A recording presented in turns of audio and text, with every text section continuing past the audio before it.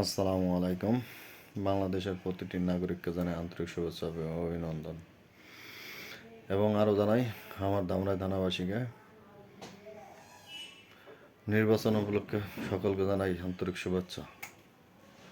আজ 27শে জানুয়ারি। কথাটা না বললেই না। আজ দুদিন ধরে পত্রপত্রিকা এবং ইউটিউবে এবং বিভিন্ন চ্যানেলে যেভাবে প্রচারিত হচ্ছে, তা দেখে কথাটা না বলেই পারলাম না। সাদ্দাম হোসেন বিভিন্ন মামলায় তাকে আওয়ামী লীগ করাতে তাদেরকে জেলে নেওয়া হয়েছে। তার ছেলে এবং তার স্ত্রী দুইজন আত্মহত্যা করেছে, প্রথম ধারণা সকলের। আসলে আদৌ কি আত্মহত্যা করেছে না খুন হয়েছেন, সে ব্যাপারে সঠিক তদন্ত হলেই বোঝা যাবে। আসলে সঠিক তদন্তটাও হবে কিনা সেটাও প্রশ্নবিদ্ধ। কারণ বাংলাদেশে বর্তমানে আইনের শাসন এবং সুশাসন, জনগণের অধিকার কোনোটাই নেই। তাই আমি বলতে চাই, যেটা যদি খুনও হয়ে থাকে, আত্মহত্যা হিসেবেই প্রতিবেদন চলে আসবে। যাই হোক, যেভাবেই হোক সে খুন হয়েছেন। খুনের শেষে তার একটা ভূমিকা দেশের সরকারের বা আদালত বা কোর্টের ডিসিএসপির একটা ভূমিকা থাকা উচিত ছিল, যেখানে মুক্তি পেয়ে সে তার স্ত্রীর জানাজা এবং সন্তানের জানাজা দেওয়ার জন্য তার নিজ এলাকায় যাওয়ার কথা, কিন্তু সে জায়গায় চলে আসলো তার লাশ তাকে দেখার জন্য আদালতে, আরও 5 মিনিটের জন্য। বর্তমানে বিভিন্নভাবে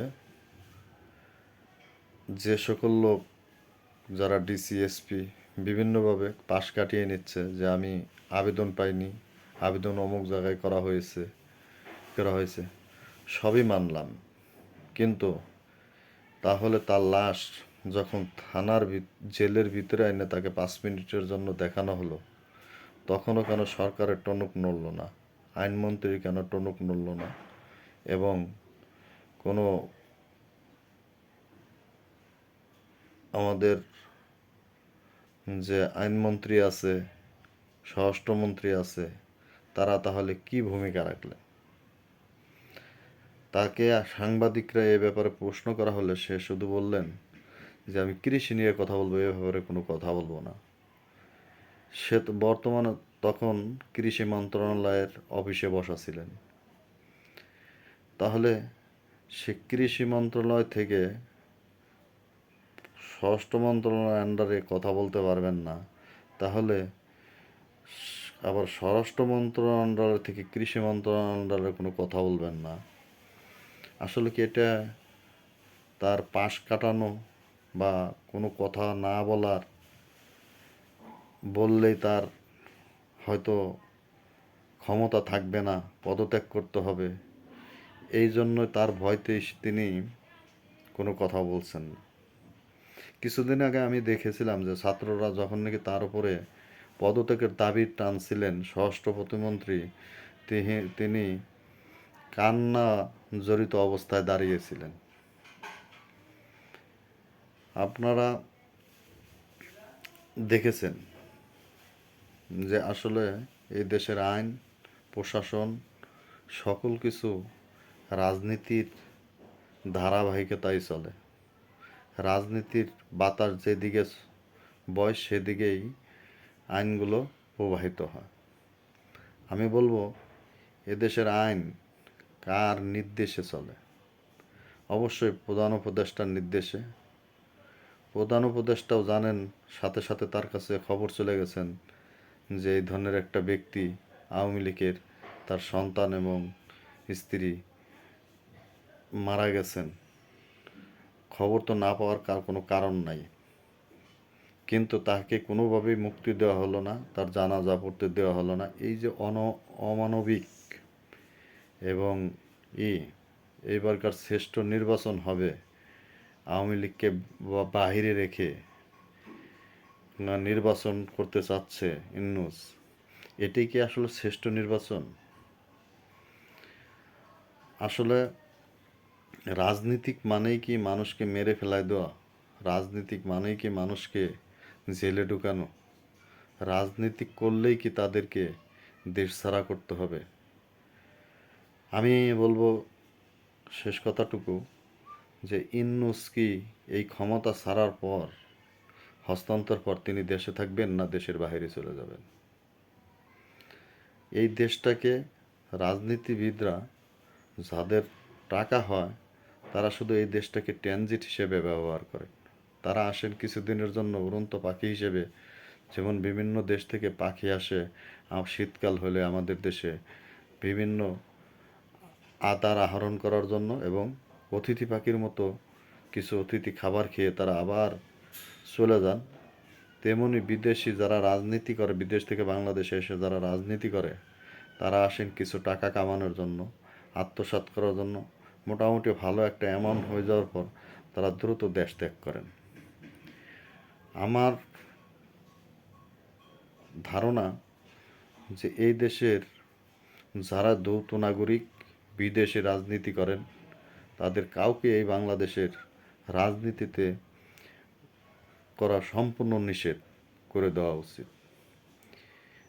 কারণ এই রাজনীতি থেকে যে সকল লোক টাকা নিয়ে দেশে চলে যাচ্ছেন, বাংলাদেশের উপরে একটা প্রভাব ফেলে যাচ্ছেন। বাংলাদেশের মানুষ আন্দোলন করেছিল শুধুমাত্র ন্যায্য অধিকার এবং তাদের দ্রব্যমূল্য দাম কমানো, বিভিন্ন সমস্ত ছাত্রদের কথায়।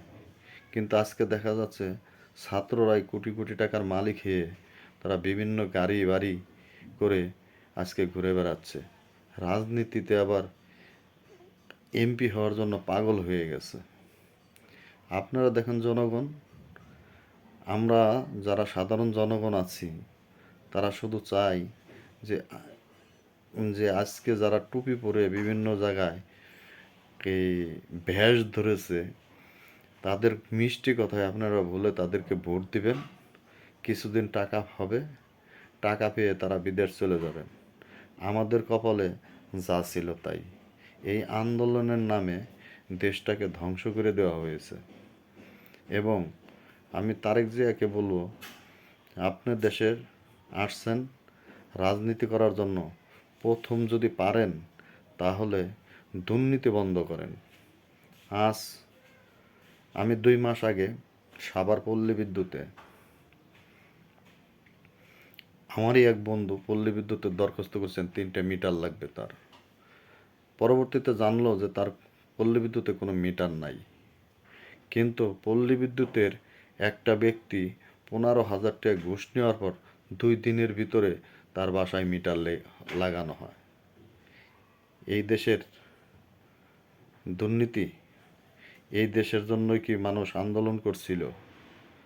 এবং মিটারটা লাগানোর পরে সে যখন নাকি টাকাটা নেয়, টাকাটা নেওয়ার পরে সাথে সাথে মসজিদে যায় নামাজ পড়তে। তখন আমি পাশে দাঁড়িয়েছিলাম, তাকে বললাম, নামাজ পড়ে আর কি হবে ভাই, কারণ আপনার টাকা তো পেয়ে গেছেন। তাই এই হলো আমার দেশের অবস্থা। তাই এই দেশ নিয়ে যে সকল জনগণ যারাই অনেক ভবিষ্যৎ ভাবছেন যে আপনার ঘরে অনেক কিছু করে দিবে, কাঠ দিবে, করে দিবে, কাঠ যে তারেক জিয়া যে কাঠের ঘোষণা দিয়েছেন, দেখবেন এই কাঠ বাণিজ্য কীভাবে হয়, এটা দেখার পালা। যদি ভালোভাবে করে আলহামদুলিল্লাহ, এবং আশা করি বিএনপি আসুক, জামাতে ইসলাম ক্ষমতায় আসুক, কতটুক দেশকে ভালো রাখতে পারে। তবে একটা কথা মনে রাখবেন, আপনি 1 মিনিটে হাঁটতে পারেন 100 মিটার বা 50 মিটার পর্যন্ত, কিন্তু আপনাকে যদি আপনি যদি মানুষের কাছে গল্প করেন বা কোনোভাবে কি করেন যে আমি 1 মিনিটে দৌড়াবো 300 মিটার পর্যন্ত, অসম্ভব। পৃথিবীর কেউ পারেনি, আপনিও পারবেন না। তাই আপনাদেরকে আমরা বলতে চাই, জনগণকে আমি বলি যে আপনারা ভোট যেখানেই দেন, কোনো নাই, কিন্তু একটা হিসাব কিতাব করে ভোটটা দিবেন। সঠিক ব্যক্তিকে ভোটটা দিবেন। যে ব্যক্তি দেশ ছেড়ে যাবে না, আপনার পাশে থাকবে এবং পাশে থেকে আপনাদের উপকারে আসবে, তাদেরকেই ভোট দিবেন। আমি আরও একটা কথা বলতে চাই আমার ধামরাই থানা নিয়ে। ধামরাই থানার কিছু কিছু নেতা আছে যারা মানুষের কাছ থেকে নির্বাচনের আগেই 50,000 টাকা, 40,000 টাকা করে নিয়ে বিএনপির সভাপতি পদ থেকে কমিটি গঠন করার জন্য টাকা নিয়েছেন। আমার কাছে প্রমাণ আছে এবং আমি দেখেছি যে অন্যের পুকুরে বিএনপির লোক মাছ ছাড়ছে। তাই আমি তারেক জিয়াকে বলবো, আপনি সাবধান হয়ে যান। আপনার দলের নেতাকর্মী যারা আছে, এ ধরনের যাদের খাসিলত, তাদেরকে দ্রুত পদত্যাগ করেন দল থেকে। না হলে আপনাকেও একদিন আওয়ামী লীগের মতো প্রশ্নবিদ্ধ হতে হবে এবং স্বৈরাচার হয়ে যাবেন। আপনি মানুষের মধ্যে জায়গা করে নেওয়ার জন্য আপনার খারাপ লোকগুলোকে আপনি ছুঁড়ে ফেলুন। এদেরকে রেখে আপনি ভালো কিছু অর্জন করতে পারবেন না, যেমন আওয়ামী লীগও পারেনি। আসসালামু আলাইকুম।